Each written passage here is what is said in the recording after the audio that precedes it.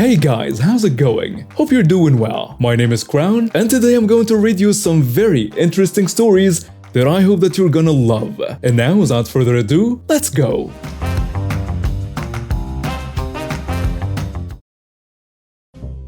First of all, no, I don't live in a cult.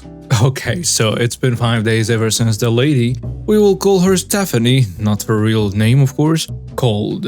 And because we complied that we stopped talking to each other, the chief actually called us and said, "Hey, are you guys okay over there?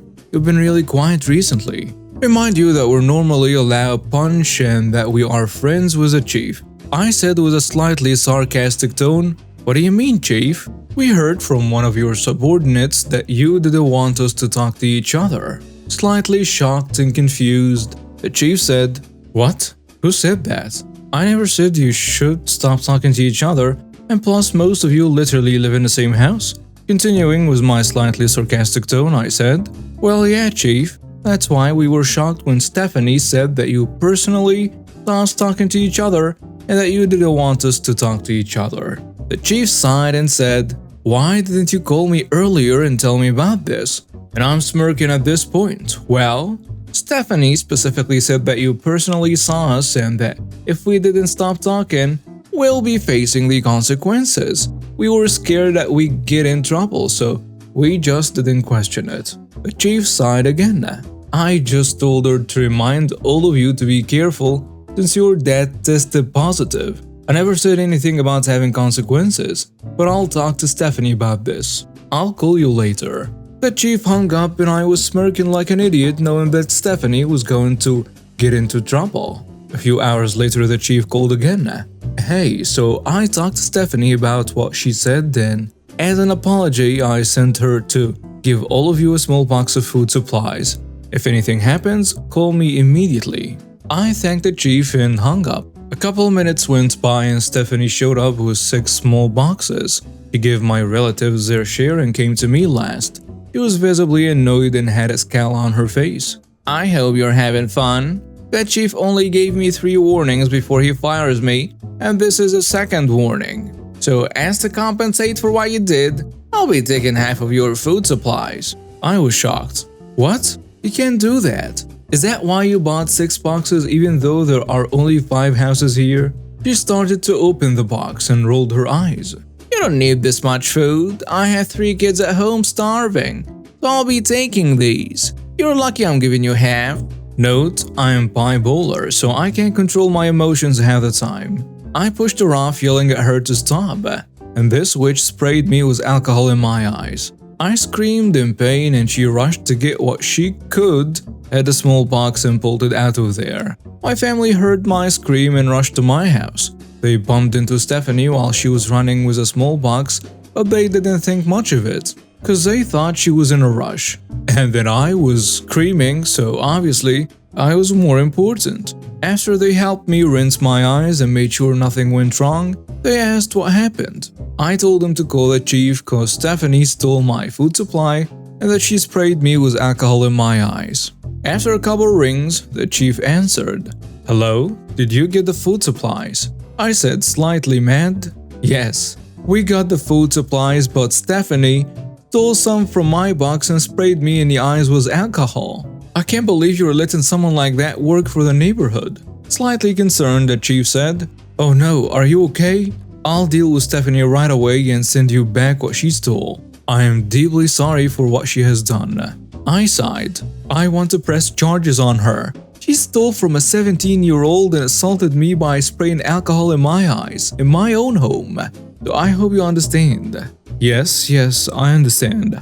I'll help with anything you need. I will call the cops on your behalf and let you know the process needed." I thanked the chief again and hung up. I'm currently still in shock that Stephanie had the audacity to do what she did. Good thing the chief is really nice. For now, I'll keep you posted. This is a story that has both "I do work here lady" and entitled people vibes. I'm a truck driver in the Netherlands for a relatively small transport company. My boss has 5 tractor-trailer combinations, about 9 or 10 box trucks, At the time of the story, I'm driving one of these trucks and about 15 vans. Just a little bit about the yard where the company is located. The yard is fenced and has a large gate. This gate is open between 8 a.m. and 7 in the evening. It opens at 8 a.m. and 7 p.m. You have to call a phone number to open the gate, but only an approved number can do that, or if you have a key. And now the story. This takes place about 3 or 4 months ago. I had just finished refueling the car. We have to do it after every ride, and I called the number to open the gate. When I came around the bend, I saw a car driving into the terrain that I did not recognize. I recognized the cars from almost all of my colleagues, but I thought, oh, it must be a new driver. So I drove it all the way to refill, and like I do every time, I got back to the company. And this is where the interaction with the woman begins. The cast is me, a 21-year-old truck driver, and the entitled mother, a 30 or so year old B-word or human, and there is also her innocent child who did nothing wrong and was very ashamed. I am not mad at him. One of our planners was involved as well as a police officer. "Hey, what are you doing here?" she asks me. "Well, I work here. I come to park the truck and then go home." "What are you doing here?" "I'm coming to pick up something at number 34. The company is at 36, but Google Maps also shows this at 34. "Madam, you are at 36, and this is prohibited for unauthorized persons between 8 a.m. and 7 p.m. You are not allowed to be here right now." "What are you doing here? You're too young to drive a truck, and you don't even work here." "I work here and you have to leave the area before I call my boss and the police." "No, I will call the police. You lie that you work here. You aren't old enough." She calls 112, our version of 911, and I call my boss. "Hi, I have a woman standing here who refuses to leave and is calling the police." She takes my phone by force and says, "I have a criminal here who broke in to steal a van, but I intercepted him." The planner I called said, "He is not a criminal but one of our drivers. You are unauthorized on private territory. I'm coming. You must be out when I arrive." He hangs up and arrives before the police are there. "Who are you?" "That is private property." During the scream match, the police arrive.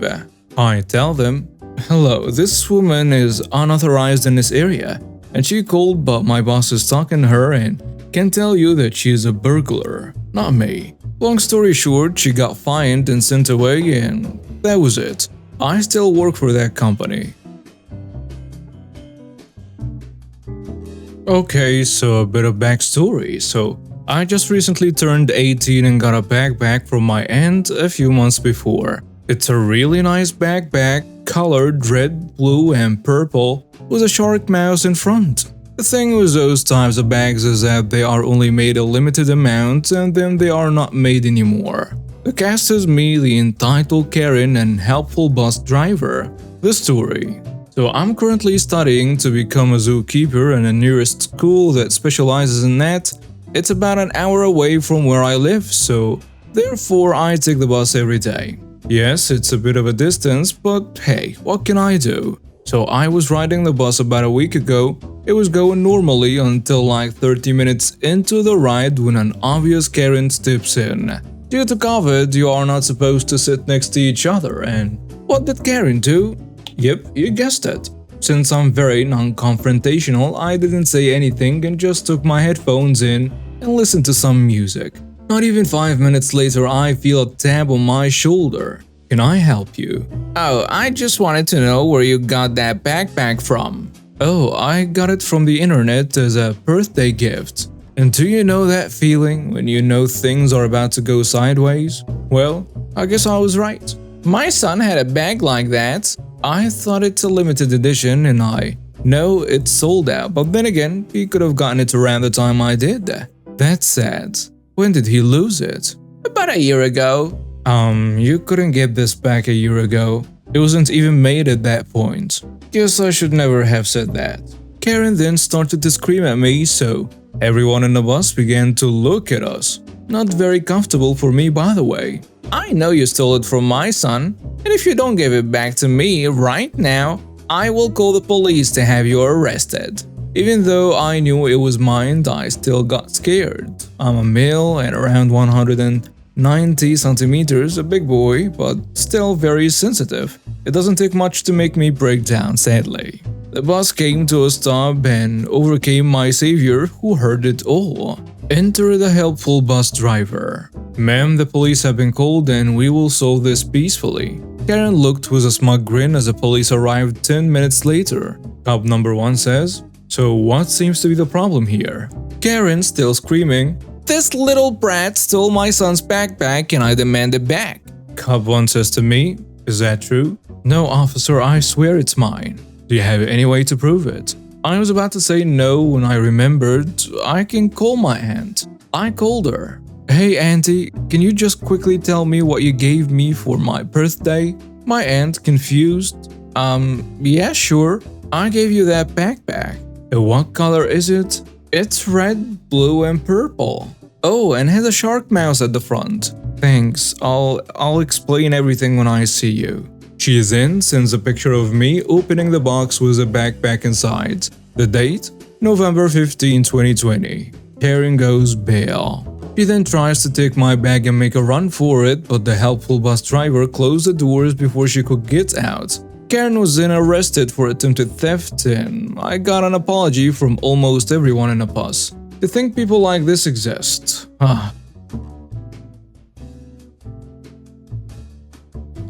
Going to try to keep this short and sweet. I'm still getting text messages and it's making me more upset to read them. I went to a birthday party for Annie, my sister, female 34. I, male 36, and my wife, female 36, went as we were able to get her parents to watch the boy, our 16-month son. It was a normal adult birthday party as she has no kids. She has some of her friends over and our parents. I'm white and all of my family are all white. This is important for the story. My wife is Chinese, was born in China and became a citizen when she and her family moved to the US when she was about 16. She's 100% a US citizen and she and all her family speak Mandarin. My wife can speak English very well, but her family, mostly elders, do not speak a lick of it. I've been learning Mandarin as it's my wife's cultural language. It's cool as hell. And I want our boy and future children to be able to speak both of our languages. It's been about 2.5 years and I'm not very conversational yet, but I pick up on a lot of things. Can understand the basic gist of most conversations, and I can speak basic sentences like, "Is that food hot?" or "The boy's diaper has been changed?" and so on. I have also learned how to read and write Mandarin. Mostly reading right now as I find it helps me learn better. And I sometimes drop cool sentences into the family chat on Facebook.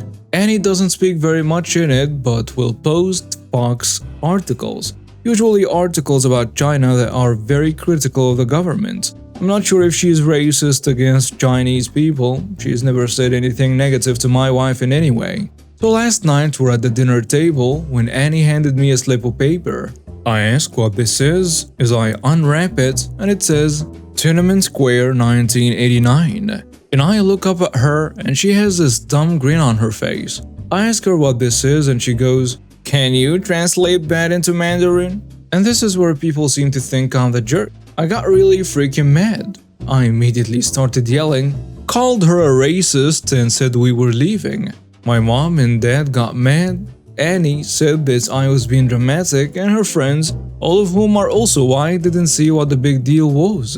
I basically told everybody off using very big adult words before leaving. My phone started blowing up with text messages saying that you're not even Chinese, what the hell, and you ruined her birthday party.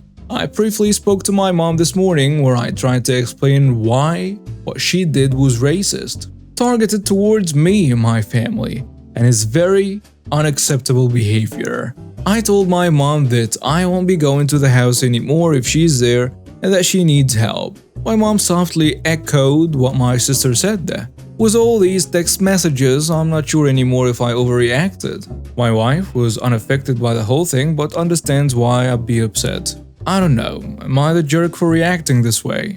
And now with some comments on the post. Someone saying, "You do realize you don't just have a racist sister problem, right?" Your mom softly echoed your racist sister as well. Everyone who's texting you, telling you that you're the jerk and still wants to support your racist sister is also a racist. Your wife isn't unaffected, she is just used to the racist microaggressions, and so she chooses her battles. She's probably waiting till some future event that could occur that will emotionally harm your son to finally let it all out or ask for a divorce. Not the jerk. But you've got a racist family problem and you better decide where to draw the line in cement and not cross it. Another commenter goes with, "Not the jerk, and you did not overreact. Annie is playing racist games and doing it with a big me grin of so many racist jerks.